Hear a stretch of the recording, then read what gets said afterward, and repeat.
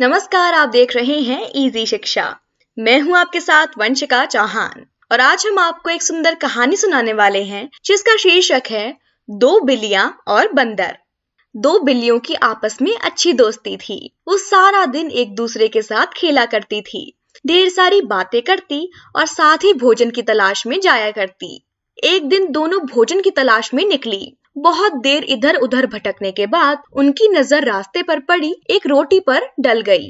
एक बिल्ली ने झट से रोटी उठा ली और मुंह में डालने लगी।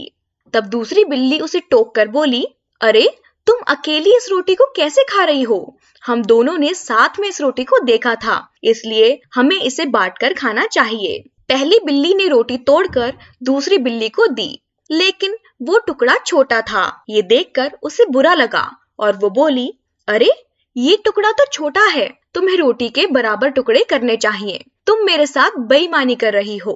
इस बात पर दोनों में बहस होने लगी। बहस इतनी बड़ी थी कि दोनों लड़ने लगी। उसी समय वहां से एक बंदर गुजरा। उन्हें लड़ता हुआ देख उसने कारण पूछा। बिल्लियों ने उसे सब कुछ बता दिया। सारी बात जानकर बंदर बोला, अरे इतनी सी बात पर तुम दोनों झगड़ा कर रही हो। मेरे पास एक तराजू है, यदि तुम दोनों चाहो तो मैं ये रोटी तुम दोनों को बराबर बराबर दे सकता हूँ। बिल्लियां तैयार हो गई।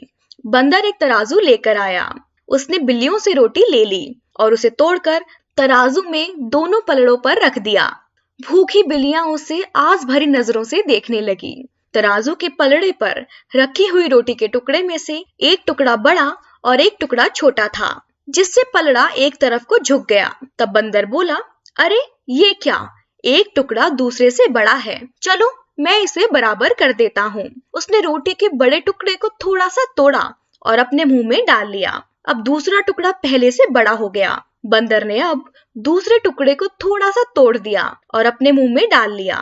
फिर तो बस यही सिलसिला चल पड़ा।